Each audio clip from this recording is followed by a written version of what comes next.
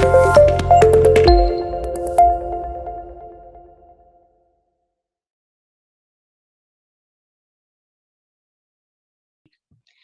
kita masuk ke metode keilmuan sebagai bagian dari bagaimana proses kegiatan ilmiah itu, ya.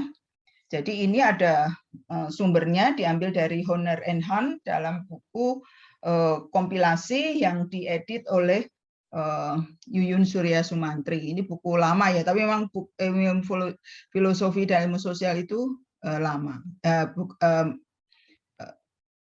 Seringkali yang teoritis itu sudah ditemukan zaman dulu gitu.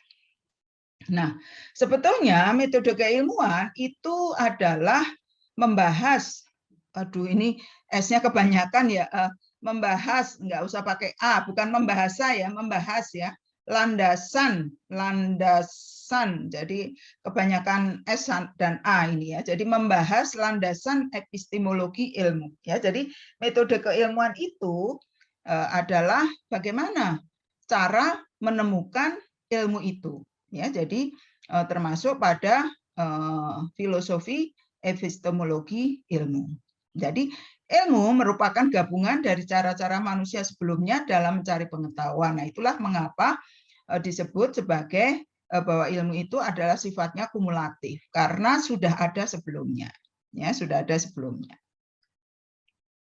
Nah, berdasar sejarah cara berpikir, terdapat dua pola dalam memperoleh pengetahuan, gitu ya. Tadi elemennya sama, tetapi cara berpikirnya bisa berbeda. Jadi ada dua, yaitu berpikir tadi ya sudah dijelaskan oleh siapa tadi yang awal tadi itu, Ajeng ya. Apa yang disebut berpikir ilmiah? Yaitu pertama adalah berpikir secara rasional, di mana ide tentang kebenaran yang menjadi dasar bagi pengetahuannya diperoleh lewat berpikir secara rasional terlepas dari pengalaman manusia. Nah, kedua, berpikir secara empirisme. Jadi dengan asumsi ya bahwa pengetahuan itu tidak ada secara a priori di benak kita, melainkan harus diperoleh dari pengalaman. Nah, tadi kan kalian sudah cerita bahwa pengetahuan itu bisa terjadi dari pengalaman, gitu kan? Tapi itu pengalaman yang kita punya itu ya, sesuatu yang itu sifatnya empiris gitu ya, harus dibuktikan apakah itu sesuatu ilmu atau bukan, harus mengikuti proses tadi ya, langkah-langkah 8 berpikir ilmiah, dan harus caranya kalau empiris itu seperti apa. Apakah pendekatan empiris ini membawa kita lebih dekat kepada kebenaran? Ya, tidak juga, karena kita juga dapat melakukan kesalahan dalam menafsir fakta dan gejala dalam pengalaman kita. Mengapa kemudian muncul cara berpikir, dua model cara berpikir itu? Karena memang pada kenyataannya prosesnya adalah demikian gitu ya. Pendekatan rasional dan empiris mempunyai kelebihan dan kekurangan masing-masing, sehingga sebaiknya digabungkan agar memenuhi apa yang disebut metode keilmuan, gitu ya. Dua-duanya ada kelemahan. Nah, tadi ya rasionalisme itu kan apa yang kita pikirkan belum tentu dipikirkan dengan cara yang sama oleh orang lain, gitu. Karena kita punya asumsi yang beda. Orang dari jenis kelamin berbeda tentu memikirkan waktu ya, bagaimana memaknai waktu itu secara berbeda misalkan. Ya, tapi itu juga cara berpikir gitu ya. Dimana tapi kalau empiris juga ada kelemahan karena panca indera kita itu juga ada kelemahan. Cara pandang mata kita juga terbatas gitu ya. Alat yang kita pakai pun juga terbatas gitu ya. Jadi terus berkembang ya. Jadi rasionalisme itu memberikan kerangka pemikiran yang koheren dengan pengetahuan yang telah diketahui sebelumnya dan logis ya. Salah satu aspek dari kegiatan keilmuan adalah menyusun konsep penjelasan atau berpikir secara teoritis atau deduktif. Nah, ini rasionalisme itu artinya memberikan dasar ya pada kita untuk berpikir secara teoritis. Artinya apa tadi ya? Kalau kita menggunakan konsep penjelasan atau cara berpikir teoritis yang berbeda, tentu ya temuannya juga akan berbeda, atau penjelasan logis dari cara berpikir kita tentu berbeda ya. Jadi kalau apa namanya tadi, misalkan kalau perempuan itu sifatnya lebih mementingkan mengurus rumah tangga misalkan daripada bekerja, sedangkan laki-laki lebih mementingkan bekerja daripada mengurus rumah tangga, tentu dalam memanfaatkan waktu itu juga berbeda gitu, karena mereka ada alasan atau konsep penjelasan tersendiri. Ya, mungkin seorang perempuan ketika ada waktu luang dia mungkin akan memasak ya, belajar resep yang baru dan membuat baju yang baru dan sebagainya. Tapi mungkin laki-laki dia akan berpikir gimana caranya untuk mendapat pengetahuan untuk berbisnis misalkan ya, atau melakukan aktivitas yang menghasilkan uang misalkan ya, semacam itu ya. Apa yang ada yang salah? Tentu tidak, karena landasannya jelas gitu ya. Yang penting adalah koheren dan logis, itu rasionalisme ya. Tapi tentu nggak bisa harus dibuktikan dulu kan, apa betul laki-laki begitu, perempuan begitu, maka muncullah pendekatan empiris. Nah, ini soal ini diusulkan oleh Francis Bacon gitu ya, Sir Francis Bacon gitu kan. Namanya kemarin knowledge is power itu ya. Empirisme merupakan kerangka pengujian yang memastikan suatu kebenaran induktif atau induktif sifatnya. Kalau teoritis tadi deduktif, sesuatu pemikiran yang koheren dan logis gitu ya, sanggup membuat konsep penjelasan itu deduktif, tapi apa yang kita jelaskan secara teoritis itu harus dibuktikan secara induktif. Maka harus diuji dulu gitu kan, diuji dulu ya dengan proses empiris tadi. Penjelasan yang belum teruji secara empiris hanyalah merupakan hipotesis atau dugaan. Jadi misalkan tadi penggunaan waktu tadi itu bahwa ternyata perempuan cenderung menggunakan waktu luangnya untuk menambah pengetahuannya dalam mengurus rumah tangga misalkan, sedangkan laki-laki menggunakan waktu luangnya untuk belajar sesuatu yang menghasilkan uang misalkan. Nah, ini harus diuji, berarti harus ditanya tuh, laki-laki ditanya dengan pertanyaan sama, perempuan juga ditanya dengan dengan pertanyaan yang sama. Nah, itu pengujian empiris. Nah, gambarnya kira-kira semacam ini ya. Jadi kita lihat lingkaran ini adalah seperti proses metode ilmiah segi epistemologi itu. Jadi yang garis-garis ini adalah sisi rasional, dunia rasional ya. Jadi kita membaca, diperoleh pengetahuan dari mana? Dari kita membaca ilmu, membaca buku-buku pengetahuan yang sudah teruji gitu ya, yang ada di perpustakaan dan sebagainya. Nah, kemudian dengan logika matematika kita melakukan ramalan. Oh, kalau begitu perempuan itu gini, laki-laki begini misalkan. Apa betul? Nah, kemudian kita melakukan pengujian. Nah, ini adalah dunia empiris. Kita mengumpulkan fakta. Ya, mengumpulkan fakta, maka dengan proses induksi, dengan statistik, maka kita buktikan seberapa besar ramalan ini terbukti. Maka ada sifatnya pakai statistik, itu ada probabilitas ya. Jadi dengan cara yang seperti itu, berapa yang akan terbukti benar atau tidak. Ternyata hasilnya adalah memang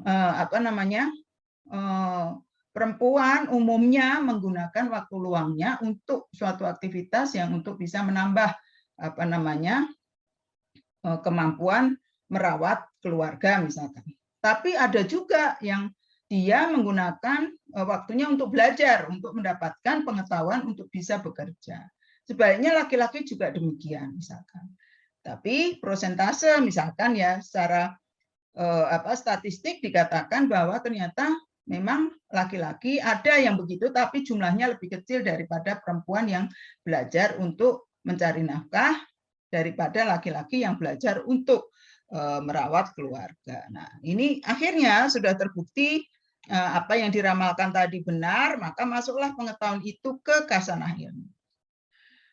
10 tahun kemudian ada penelitian yang sama. Ternyata berbagai hal, pengetahuan baru membuat bahwa ternyata baik laki-laki atau perempuan itu boleh ternyata bisa menggunakan waktu luangnya untuk kedua aktivitas itu, gitu. Ya, jadi akhirnya memperbaiki penemuan yang lainnya. Nah, inilah yang disebut bahwa ini adalah masuk ke dalam apa namanya tahap yang lebih rinci, itu masuk kepada elemen berpikir ilmiah. Tapi keseluruhan ini disebut sebagai bagian dari epistemologi, di mana kebenarannya itu yang utama. Jadi dalam deduksi harus mengikuti cara yang benar, dalam proses empiris juga mengikuti cara yang benar, tidak bisa diganti-ganti. Ya, jadi di sini vaksin untuk COVID sudah ada, tapi ternyata ada perubahan dalam kekuatan virus, sehingga diramalkan vaksin ini tidak lagi cocok, sehingga perlu ada perbaikan dari vaksin ini. Nah, tentu ilmu kedokteran akan membuat ramalan dan cara-cara untuk penelitian itu. Nah, kemudian setelah ketemu, maka diuji. Jadi harusnya ditambah A, ditambah B, ditambah C. Oke, ketemu kan? Nah, tapi diuji dulu nih, maka diujilah ya dengan disuntikkan kepada para relawan itu yang sudah terjadi sehingga ditemukan virus untuk COVID. Ternyata COVID-nya virusnya berkembang lagi terus ya, proses ini akan berjalan terus-menerus. Nah, ini adalah suatu proses ilmiah ya, metode keilmuan yang menjelaskan proses epistemologi yang tidak bisa diganggu-gugat kebenarannya. Nah, jadi di sini saya ulang secara garis besar bahwa induksi ya adalah suatu cara pengambilan keputusan di mana kita menarik kesimpulan yang bersifat umum dari kasus-kasus individual dengan menggunakan statistika, yaitu cara yang dapat membantu kita dalam menarik kesimpulan umum yang dapat diandalkan dengan cara menghitung besar peluang secara kuantitatif ya. Jadi nanti Anda akan belajar statistika. Anda belajar statistika apa tidak? Waktu PKU belajar dari semester 1. Semester berapa sekarang ya? Semester 1. Baru deskriptif, Bu. Baru statistika deskriptif. Oh, ya nggak apa-apa. Itu kan cara pembuktian ya. Jadi, tapi Anda belajar statistika kan? Jadi pembuktian itu adalah tadi seberapa besar sih sebetulnya ramalan ya atau hipotesis itu bisa terbukti. Jadi ada yang dengan deskriptif itu hanya angka-angka yang ada. Nah, kira-kira kita membaca angka itu seperti apa ya, belum nanti kita mungkin masuk ke Anda berikutnya akan belajar bagaimana statistika inferensial ya dengan menghitung besar peluang secara kuantitatif gitu. Nah, deduksi adalah sebuah proses menarik kesimpulan yang bersifat individual dari pernyataan yang bersifat umum. Jadi logika itu penting. Jadi logika memberikan penerangan bagaimana orang seharusnya berpikir dan mengutarakan teknik berpikir. Ya. Jadi logis itu artinya menurut aturan logika. Nah, jadi kan gini, dari dengan deduksi itu logikanya, gitu kan, cara benarnya atau sebagaimana kebiasaan orang, maka perempuan akan lebih ya menggunakan karena lebih menggunakan waktu luangnya untuk menambah pengetahuannya dalam mengurus keluarga. Itulah maka karena berdasarkan logika itu banyak misalkan ada apakah pelatihan atau kegiatan-kegiatan yang bersifat mengurus rumah tangga itu banyak diberikan kepada perempuan. Misalkan kursus membuat kursus menjahit, kursus ini, kursus itu gitu ya. Meskipun sebetulnya aktivitas itu bisa menghasilkan uang juga suatu saat gitu ya. Jadi itu berpikir deduktif karena logikanya demikian. Gitu. Tidak mungkin kan? Mungkin orang aneh gitu kan. Loh kenapa ya resep memasak, cara menanak nasi yang lebih sehat kok ditawarkan kepada bapak-bapak. Nah, itu nggak logis gitu ya. Nah, tentu itu lebih logis ditawarkan kepada ibu-ibu gitu. Meskipun bapak ikut boleh gitu. Atau sebaliknya, bagaimana cara memilih cat tembok yang baik.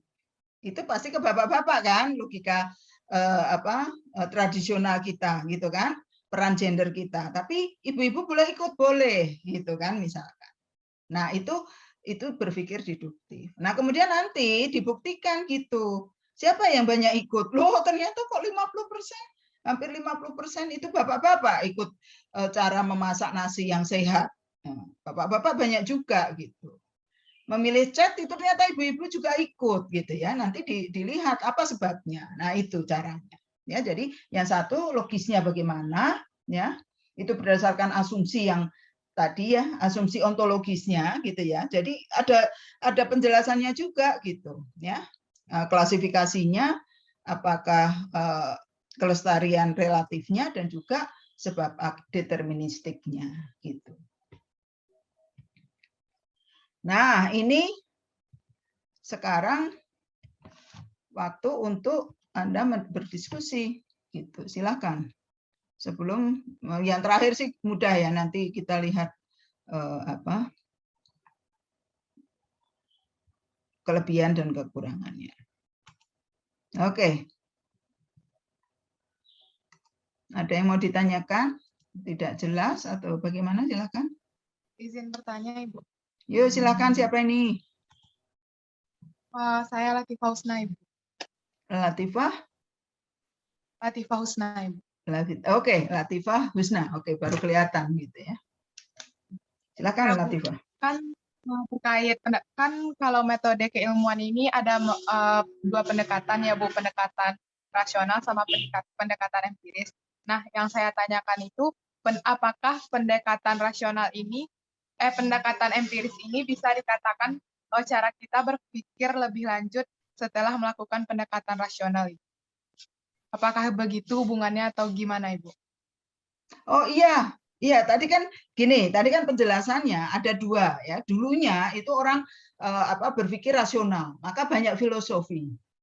Filsuf yang kita tahu, misalkan kata siapa lupa namanya, Plato misalkan ya, bukunya dari situ mengatakan bahwa sebaiknya bumi itu suatu negara itu isinya 5.000 aja gitu. Suatu kota isinya 5.000 orang. Itu karena dia berpikirnya gitu. Dengan apa yang dia lihat di sekitarnya dan logisnya seperti apa. Gitu. Ya. Tapi itu kan nggak cukup. Ya. Apa dasar orang itu berpikir begitu? Di tempat lain, ya misalkan Konfusius mengatakan, enggak, kota itu harus begini, karena itu melihat di Cina sana begitu. Nah, itu artinya filosofi-filosofi itu adalah berdasarkan cara berpikir, cara orang-orang luar biasa itu yang merenung. Maka kita menemukan banyak filosofi, tergantung apa latar belakang orang itu. Maka kan kemarin ya, ada filosofi barat yang kita pakai, tapi kita juga melihat seperti apa filosofi dunia timur misalkan yang kita pakai adalah sementara karena bukunya ada, sebenarnya bukunya yang di Konfusius dan sebagainya itu ada, tapi kami belum sempat membaca, maka kita tunjukkan juga bahwa di dalam kasanah pengetahuan Timur Tengah misalkan ya, Arab, Islam gitu ya, itu juga ada filosofi keilmuan bahwa ilmu itu begini. Nah, itu ya, itu orang berpikir.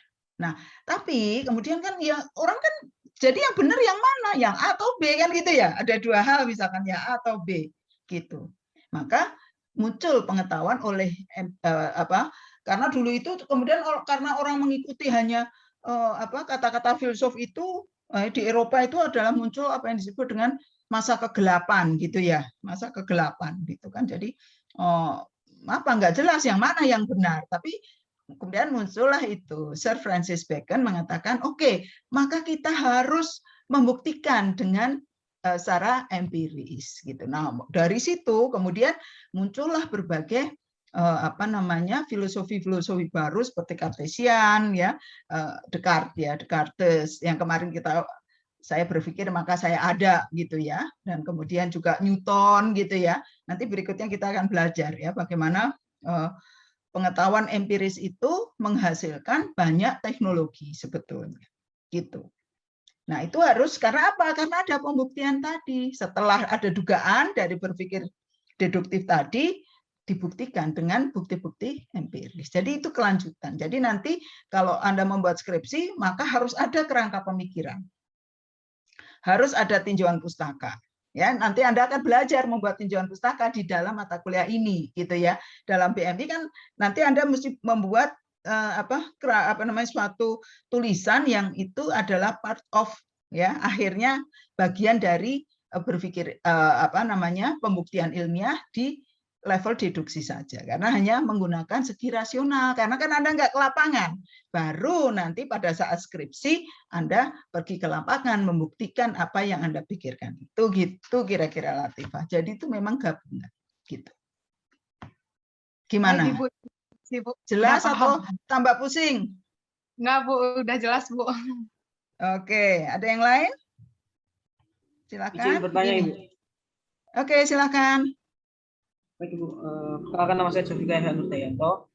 Saya jujur, Bu, masih bingung antara induksi dan deduksi itu tadi. Mungkin Ibu bisa minta tolong saya dijelaskan atau diberikan contoh lain terkait induksi dan deduksi, Ibu. Terus, apakah induksi dan deduksi itu harus saling berkaitan, Ibu? Kalau tidak, lebih baik mana, Bu, antara berpikir induksi dan deduksi? Terima kasih. Oh, tadi penjelasanku ke Latifah belum jelas. Kan itu berkaitan. Penjelasan dengan dengan vaksin tadi belum. Mana yang masih logis? Masih ngambang gitu. Yang deduktif itu hanya berpikir, kita menggunakan rasional kita. Maka dulu itu banyak para filsuf yang kemudian menentukan berbagai pendapat-pendapat zaman dulu yang diikuti oleh banyak orang gitu. Tapi itu ternyata banyak yang dianggap tidak bisa dibuktikan, maka muncullah Francis Bacon dengan empirisme itu, dan dua-duanya itu harus terkait seperti di gambar tadi gitu. Jadi tadi kan apa? Coba kamu mau contoh apa? Atau kamu punya ide apa, Jovika? Berarti kalau deduksi itu yang secara rasional, tapi kalau yang induksi itu secara empiris gitu, Bu. Iya, jadi deduksi itu gini. Jadi kamu tadi kan punya masalah tentang apa tadi kamu bilang? Indikasi adanya korupsi ya dalam bansos kan gitu ya. Ada korupsi dalam bansos itu kamu berpikir mungkin ya itu kan fakta sudah seperti itu ya, orang ditangkap ya, para pejabat ditangkap, tapi kamu mikir pertanyaannya adalah mengapa ya? Ya, mengapa para pejabat itu atau masih terjadi korupsi untuk bansos dari semua level, dari menteri sampai Pak Lurah misalkan, ya ada kecenderungan itu kan, kamu kan bertanya, kemudian kamu baca, ternyata sistemnya begini gitu, ternyata begini, sehingga kamu meramalkan bahwa kalau misalkan ada temuan di A itu tidak karena kurangnya pengawasan, 2 karena kurangnya data misalkan tentang penduduk gitu kan, data penduduk ada tapi tidak jelas ya yang miskin yang mana, yang tidak yang mana, dan ketiga gitu ya banyak penduduk yang tidak tercatat misalkan ya, atau data penduduk kurang baik misalkan. Nah kemudian membuat kamu udah ide nih, oke, kalau demikian bahwa ramalanmu ya ataupun hasil pemikiranmu berdasarkan membaca dan kemampuanmu untuk membuat deduksi itu, ya, membuat ramalan itu adalah, oh, kalau demikian untuk mengurangi kemungkinan penyelewengan terhadap dana bantuan bansos itu diperlukan perbaikan data penduduk. Dan kedua, sistem pengawasan yang baik. Gitu. Baru kemudian Anda ke lapangan, benar nggak ya? Mana yang lebih baik? Data penduduk diperbaiki dulu ataukah sistem pengawasannya? Nah, dari situ kemudian kamu ngambil data kan, ngambil data gimana ya di beberapa desa yang ada yang nggak korupsi dan yang banyak korupsi, yang lurus dan tidak, misalkan membanding begitu, lihat benar nggak data penduduknya baik atau tidak, sistem pengawasannya seperti apa. Nah itu dengan empiris, ambil data di lapangan, kemudian ternyata oh data penduduk yang baik pun ternyata tidak menutup kemungkinan penyelewengan karena kurangnya pengawasan. Ketemuanmu begitu. Pengawasan yang baik pun juga ternyata nggak baik kalau datanya kurang baik, sehingga kamu mengambil kesimpulan bahwa untuk suatu model pemberian bantuan sosial itu memang di level terbawah ya, di kelurahan ya atau desa itu perlu ada data penduduk yang mencukupi dan sistem pengawasan yang baik. Nah, itu jadi ilmu baru nih, gitu prosesnya. Jadi, kamu di deduktif itu cuman kamu aja mikir sambil baca. Nah, gitu ya. Hasilnya adalah suatu kerangka berpikir dan hipotesis. Nah, barulah ini yang kerangka berpikir dan hipotesis itu pun masih harus di-share ke orang. Disebut nanti ada namanya kolokium. Ya, kolokium itu menyampaikan ide riset itu untuk bisa dibantah oleh orang lain berdasarkan pengetahuan mereka gitu. Sehingga akhirnya, oh iya ya, kok saya nggak ngelihat ya bahwa ternyata besar kecilnya nilai bansos itu juga berpengaruh. Ada yang membuktikan begitu. Oke, kita lihat mungkin bansos yang nilainya besar lebih banyak diselewengkan daripada yang kecil misalkan. Ternyata tidak gitu kan, hasilnya bisa jadi tidak kan gitu ya. Jadi nanti kemudian penelitian itu dimatangkan lagi. Terus muter terus, penemuanmu ternyata dibantah.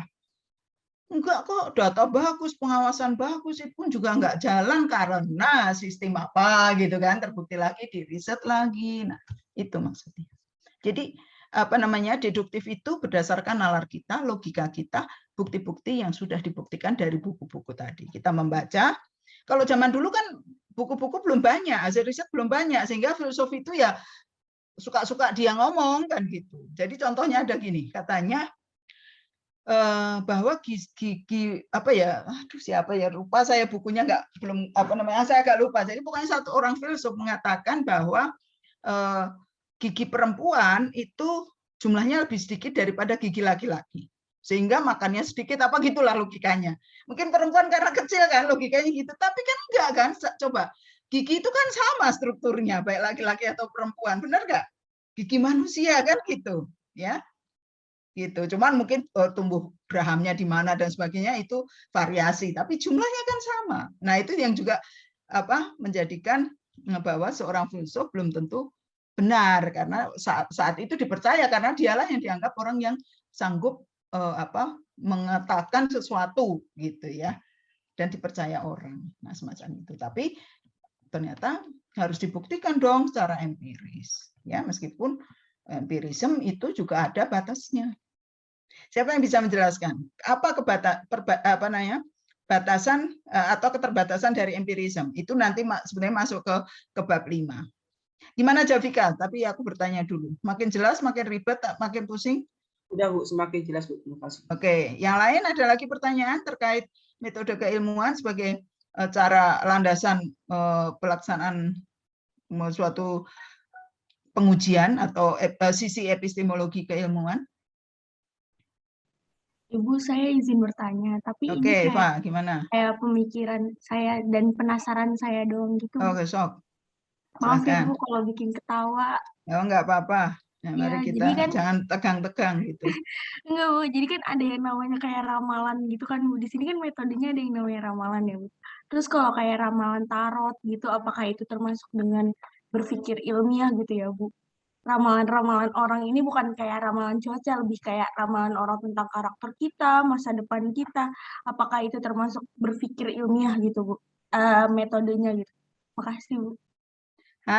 Itu kan cuma dalam level, itu bisa dipelajari kan sebetulnya ya. Ramalan-ramalan itu kan, Feng Shui, atau misalkan kalau di Jawa itu ada, apa sih ya, weton gitu ya, kita percaya misalkan, oh kalau dia lahirnya Sabtu Kliwon misalkan gitu ya, orang Jawa ya, yang orang Jawa gitu ya, Sabtu Kliwon itu karakternya ABCD gitu kan misalkan.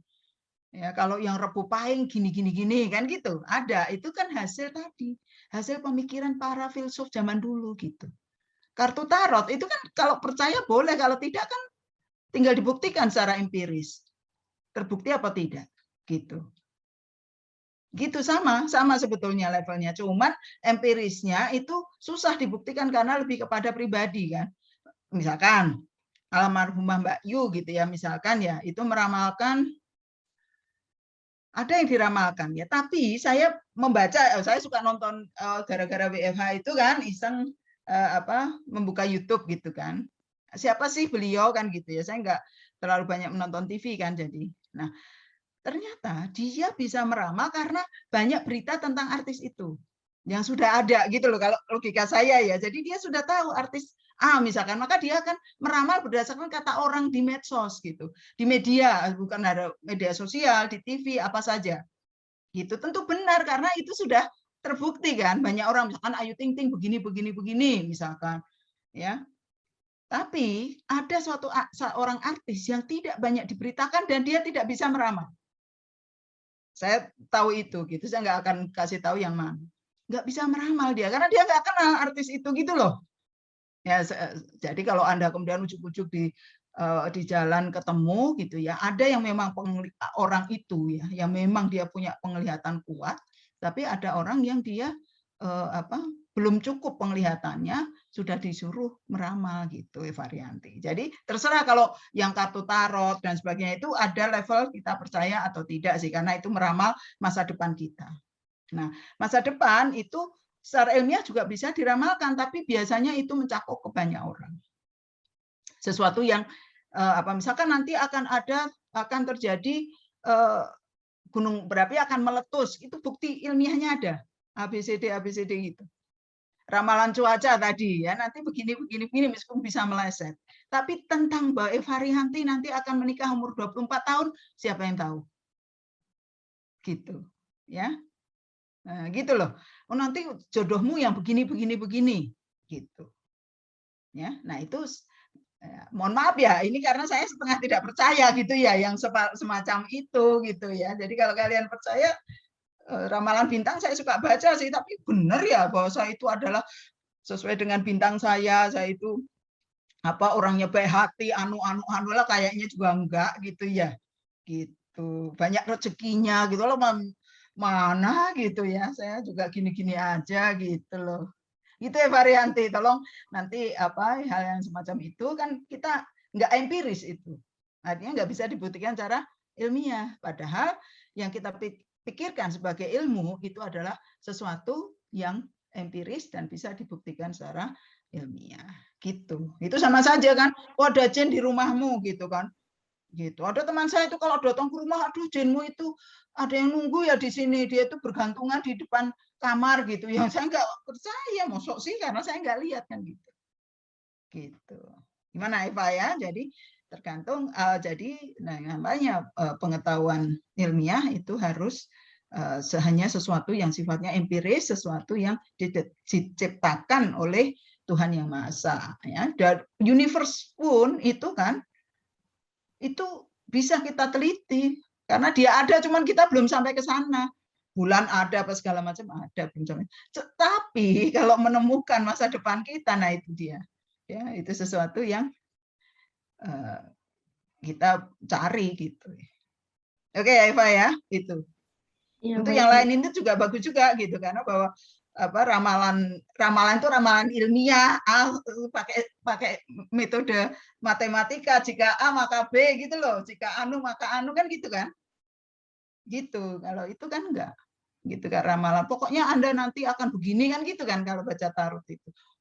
Aku lihat ini gambar kegelapan misalkan, aduh ya gitulah. Gimana Eva? Ya Bu, paham Bu, jadi ramalan pun harus dibuktikan dulu ya Bu. Ya iyalah, tapi itu kan nggak empiris gitu kan. Ya, ini kan di metodenya kan ada yang namanya ramalan gitu kan ya Bu. Berarti harus melakukan pengujian biar membuktikan hal tersebut. Oke. Ramalan di sini ya, untuk meluruskan ya, mungkin itu kamu anggap itu seperti kartu tarot atau almarhum Mbak Yu atau Mas Denny Darko itu. Tapi ini adalah hipotesa sebetulnya. hipotesis, ya, hipotesa atau hipotesis yang ada jelas logikanya berdasarkan pengetahuan yang sudah kamu baca, yang sudah terjadi tadi, yang saya jelaskan ke Jafika tadi, gitu. Bahwa korupsi itu karena begini, ya, maka kalau begini tidak akan terjadi korupsi. Itu kan kamu kan belajar matematik kan jika dan hanya jika kan gitu. Nah, itu ramalannya, ya. Coba Mbak Yu bilang enggak, jika begini enggak kan, peramal itu enggak bilang, dia otomatis aja, oh ini sudah kegelapan, kamu nanti gini, kamu nanti gini gitu. Jadi seolah playing God kan gitu. Gitu. Kita enggak playing God pada saat membuat ramalan ilmiah itu, tapi berdasarkan bukti-bukti empiris yang sudah terjadi, sudah diteliti, dan kita akan coba buktikan lagi, research, kita cari lagi bukti yang baru. Gitu. Itu ya, diingat ya. Oke, Ada siap, lain? paham.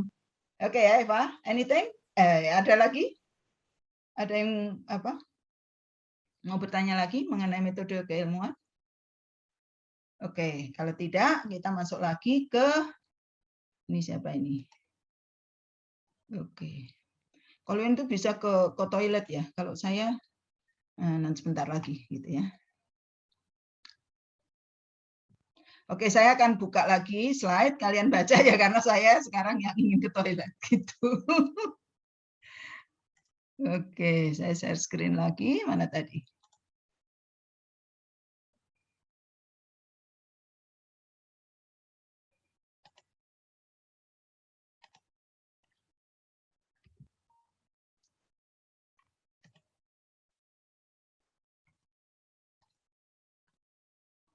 Nah, kalian sebentar ya, Anda baca dulu, nanti saya akan kembali mungkin cuma 2 menitan.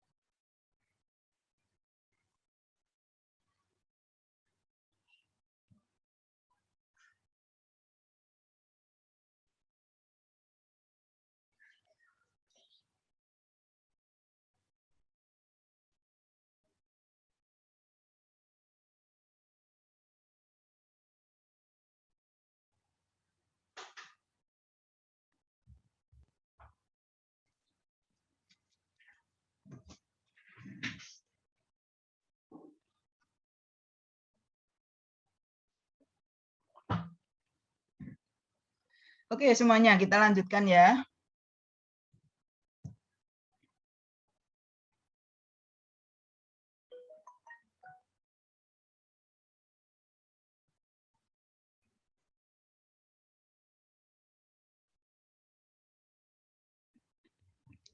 Oke, jadi tadi meskipun kita anggap bahwa proses yang epistemologis untuk mendapatkan ilmu baru itu sudah banyak direvisi, tapi ternyata ada banyak kritik terhadap metode keilmuan. Ya. Anda mesti ingat lagi ya kuliah awal bahwa ilmu itu hanyalah salah satu kebenaran. Gitu. Tadi yang ditanyakan Eva itu adalah kebenaran yang lain. Kalau Anda lebih percaya kepada ramalan ramalan daripada hipotesa gitu ya. Hipotesa keilmuan ya boleh. Anda percaya kepada juga pengetahuan agama juga boleh. Ya, jadi banyak sumber kebenaran. Ilmu hanyalah salah satu sumber kebenaran. Dan ternyata ada kritiknya. Ya, jadi di sini nomor 1. Metode keilmuan membatasi secara begitu saja mengenai apa yang dapat diketahui manusia yang hanya berkisar pada benda-benda yang dapat dipelajari dengan alat atau teknik keilmuan. Ya. Jadi metode keilmuan kan dasarnya empiris gitu ya, hanya sesuatu yang bisa dipelajari, benda-benda yang dapat dipelajari dengan alat atau teknik keilmuan. Nah, oleh karena itu ilmu akhirnya memperkenankan banyak tafsiran terhadap suatu benda atau kejadian tadi. Ya, contohnya adalah bagaimana laki-laki dan perempuan memandang penggunaan waktu. Ya, bagaimana para orang umum memandang apakah lebih baik pakai vaksin ataukah kita percaya untuk minum herbal gitu untuk meningkatkan imunitas agar tidak terpapar COVID misalkan. Nah, jadi ada yang mengatakan bahwa kalau kita vaksin itu begini gitu misalkan. Vaksin itu juga belum jelas apakah dia halal atau tidak. Vaksin, nah macam-macam ya. Jadi ada tafsiran terhadap suatu benda atau kejadian, gitu. Ya. Nah, kemudian ilmu itu hanya menggambarkan hakikat mekanistis. Ya, jadi mungkin minggu ini juga akan dijelaskan di kuliah Ekoman ya mengenai paradigma dan cara berpikir ekologis, gitu ya. Bagaimana benda-benda berhubungan satu sama lain secara sebab akibat, namun ilmu tidak mengemukakan apakah hakikat benda itu, apalagi mengapa benda itu ada seperti itu, gitu. Ya, jadi gini, contoh menggambarkan hakikat mekanistis itu karena memang ada aspek determinasi ya bahwa A menyebabkan B kan gitu. Tapi kemudian mengapa A menyebabkan B gitu ya? Itu mengapa dia seperti itu, ya? Mengapa ada air itu, batu bisa terkikis oleh air, sehingga ada apa yang disebut dengan abrasi. Ya. Nah, kemudian mengapa ada manusia misalkan? Mengapa ada hewan ini? Mengapa sih kalau tahu virus itu berbahaya, kenapa ada virus ya? Kan gitu. Tapi kita bisa menjelaskan virus terjadi karena A, B, C, D, kan gitu. Tapi nggak bisa mengatakan kenapa ya mesti ada virus. Ada yang bisa bilang, mengapa mesti ada virus? Oh itu karena, nah kalau kita bilang karena itu karena mekanisme tadi, ya. Bukan kok pertanyaan seharusnya virus nggak ada dong kalau dia tidak baik pada manusia, gitu. Apa fungsinya virus itu? Apa pentingnya, kan gitu. Pengetahuan keilmuan meskipun sangat tepat tidaklah berarti bahwa hal itu merupakan keharusan universal maupun tanpa persyaratan tertentu. Ya, bahwa pengetahuan keilmuan kita barangkali terbatas kan tadi ya. Dan nggak harus kita ikuti tadi. Meskipun kita percaya bahwa vaksin itu sudah ditemukan secara ilmiah, tapi ada orang yang tetap nggak percaya kan. Dan nggak harus kita harus pakai vaksin. Nah, saya mau minum jamu-jamuan saja gitu karena virus itu hanya menyerang tubuh yang kurang sehat gitu. Ternyata bagi tubuh saya cocok dengan herbal misalnya gitu ya, sehingga bisa jadi dia tetap tidak pakai pengetahuan yang diperoleh secara keilmuan itu gitu ya. Jadi kan masih banyak juga gitu kan cara penyembuhan alternatif dan semacam itu nggak bisa dibuktikan, tapi kalau Anda percaya ya karena itu juga sebagai sumber kebenaran itu boleh saja gitu ya. Jadi itu kritik terhadap metode keilmuan bahwa karena kita membatasi ya segala sesuatu yang hanya dipelajari dengan suatu alat atau teknik, tapi akhirnya akan memberi tafsiran yang berbeda gitu ya. Kayak ada cerita tentang orang buta yang melihat gajah gitu ya. Meskipun itu juga ada kritiknya gitu ya. Biasanya kita awali kuliah dengan itu, tapi oleh karena ada hal-hal yang sangat sensitif ya sebetulnya gitu ya, itu kita anggap bahwa teks itu gitu ya, itu tidak menyeluruh gitu, karena kan kita hanya asumsi orang yang buta itu memegang salah satu sisi dari gajah saja kan, ada pegang ekor, pegang punggung, pegang belalai gitu. Tidak seorang disuruh memegang keseluruhan gajah itu. Tentu hasilnya akan beda. Meskipun dia buta, tentu pemahaman dia tentang gajah tadi akan berbeda dibanding kalau dia hanya disuruh memegang salah satu bagian. Gitu kira-kira. Jadi di sini hakikatnya itu mekanistis, bahwa A menyebabkan B, gitu kan, secara sebab akibat, ya, ada aspek determinisme, ya. Tapi ilmu dikatakan bukanlah satu-satunya sumber kebenaran. Mau percaya kepada ramalan dan kemudian pada dukun dan sebagainya, itulah kenapa masih banyak hal-hal semacam itu, gitu. Ada orang pintar. Nah, orang pintar tuh bukan, kalau misalkan saya sudah gelarnya doktor, itu tentu pintar secara akademik, ya, tapi nggak pintar secara yang dipercaya orang, karena saya nggak bisa meramalkan segala sesuatu, misalkan gitu. Nah, ini kritiknya terhadap bagian-bagian itu. Kritik terhadap rasionalisme adalah pengetahuan rasional dibentuk oleh ide-ide yang tidak dilihat atau diraba, ya kan, hanya di pikiran kita, kan. Manusia yang berpikiran jauh merasa mereka sudah menemukan kesukaran dalam menerapkan konsep rasional kepada masalah kehidupan yang praktis. Jadi seolah-olah ada di awang-awang, gitu, ya. Orang itu sulit, gitu, ya, menurunkan praktisnya seperti apa, ya, sehingga orang itu dianggap itu cuma ngomong kosong, misalkan, ya, bahwa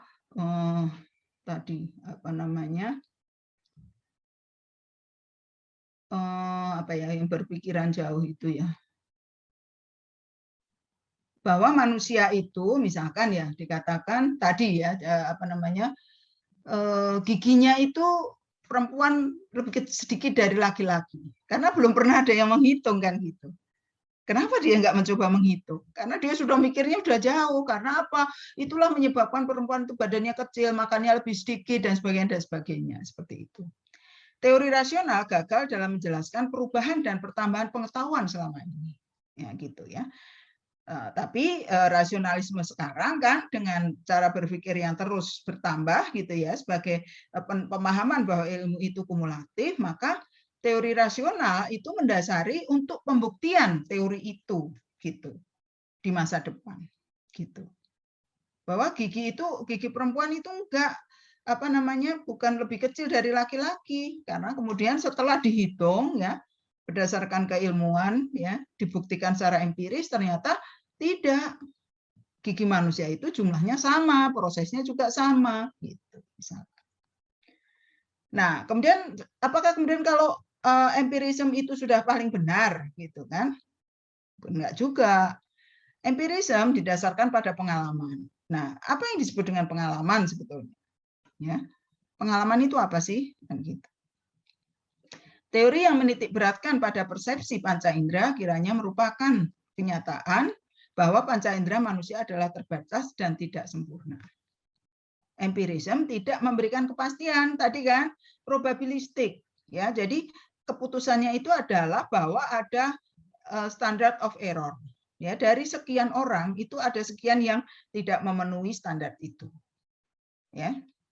Dari 100 laki-laki yang ditanyakan apakah dia akan menggunakan waktunya untuk waktu luangnya untuk belajar segala sesuatu yang bisa menghasilkan uang, ternyata beberapa enggak, saya mah tuh buat saya bisa belajar hal yang lain, misalkan mengembangkan hobi, mungkin mengurus urusan domestik, nah, semacam itu. Perempuan juga gitu, ya. Artinya tidak ada kepastian, tapi 98% atau 99% menyatakan bahwa laki-laki umumnya menggunakan waktu luangnya untuk sesuatu yang bisa digunakan untuk mendapat nafkah di luar rumah, gitu. Itu empirisme, tidak memberikan kepastian.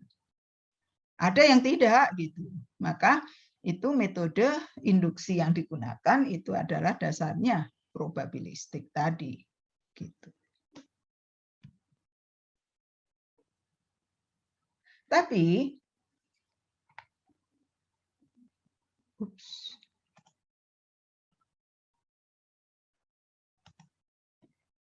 kelebihan dan kekurangan berpikir secara keilmuan. Ya, tadi kan kritiknya itu ya. Meskipun ada keterbatasan, keilmuan itu tetap dipelajari, itu pasti ada kelebihan. Satu, pengetahuan yang tersusun secara logis dan sistematik serta telah teruji kebenarannya. Ya, kasanah teoritis ilmu harus selalu dinilai berdasarkan pengujian empiris. Gitu. Jadi tadi ternyata korupsi bansos itu dulu dikatakan karena data kurang bagus. Tapi kok sekarang setelah data kurang bagus, makin data penduduk makin bagus, kok ya masih ada. Oh ternyata kurang pengawasan. Setelah diuji lagi, kita gimana ya pengawasan yang paling baik? Ternyata bentuk pengawasan pun sudah baik, ternyata masih ada gitu. Nah itu diteliti lagi dan seterusnya. Gitu. Jadi nanti akan membentuk kasanah teoritis ilmu yang terus berkembang. Dan itu dibuktikan dulu dengan secara empiris. Ya, maka disebut research. Maka terjadilah 8 elemen berpikir ilmiah yang nggak berhenti-berhenti. Gitu. Nah, ilmu itu bersifat terbuka dan tersurat, eksplisit, agar hasil penemuan dan kesimpulan dapat dinilai dan dikontrol. Proses keilmuan siap disanggah untuk diperbaiki atau dikritik. Ya. Kalau ramalan almarhumah Mbak Yu atau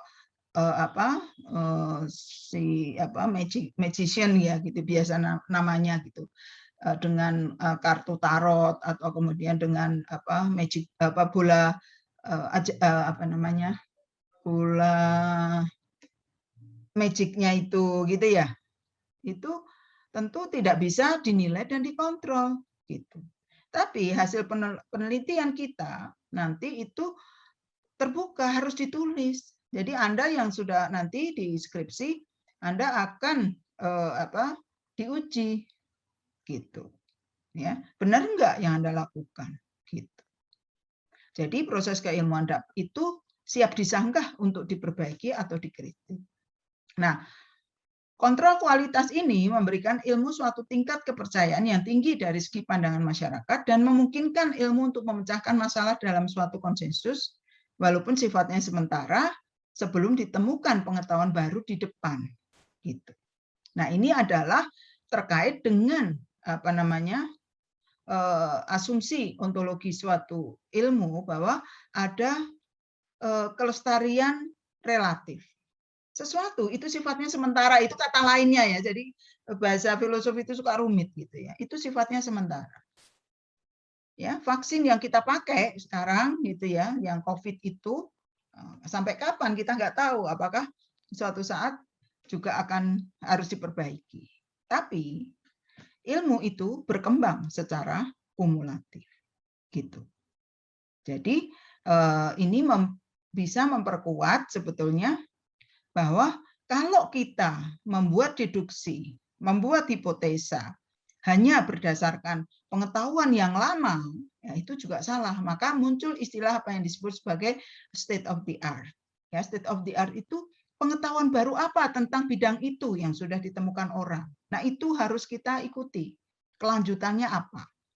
Ya, jadi Anda tadi yang meneliti mengenai korupsi tadi merasa bahwa ini saya membaca bahwa karena data itu kurang bagus, beberapa hasil penelitian begitu.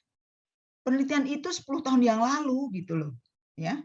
Bahwa ternyata itu sudah dibantah dan Anda nggak mau tahu, nggak mau mencari hasil penelitian yang terbaru gitu. Ternyata data itu sudah diperbaiki dan ternyata masih terjadi dan sebabnya tentu bukan data. Nah, gitu ya. Jadi itu maksudnya ilmu berkembang secara kumulatif. Ya, yang namanya virus flu itu ya, itu dari flu ya yang sekarang kita katakan misalkan atau bilang COVID sekarang itu adalah flu yang menyerang sampai bisa menyerang paru-paru, itu sebetulnya sudah ada sejak dulu gitu ya. Tapi kenapa kok muncul lagi yang baru gitu ya. Itu ya, itu karena bagian dari perkembangan ilmu, meskipun kita nggak menjelaskan untuk apa sih ada virus itu tadi ya, kelemahan dari ilmu itu gitu.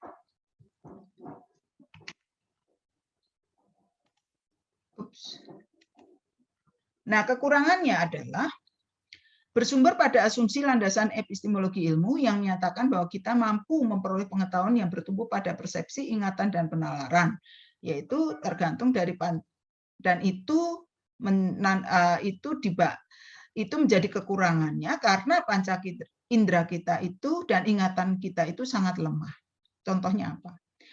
Jadi misalkan di dalam suatu misalkan ya, ini contohnya yang suatu tindak kriminal misalkan, ya, seorang saksi itu bisa